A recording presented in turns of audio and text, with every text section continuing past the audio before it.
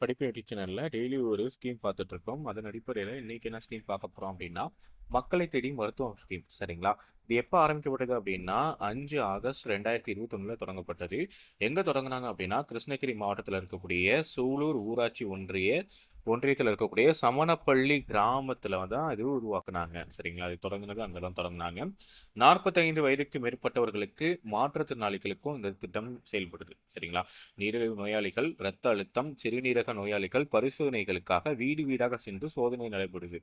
ஓகேங்களா? புதிதாக பிறந்த குழந்தைகளுக்கு பிறப்புல எதுவும் குறைபாடு இருக்கா அப்படின்னு சொல்லி கண்டறியறதுக்காக பரிசோதனையும் செய்யப்படுது.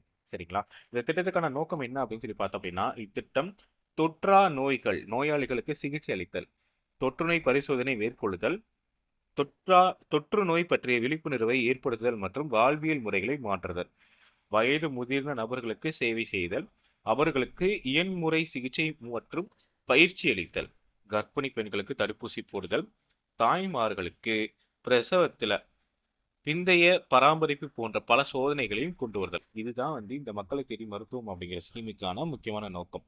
ஓகேங்களா? தேங்க்யூ.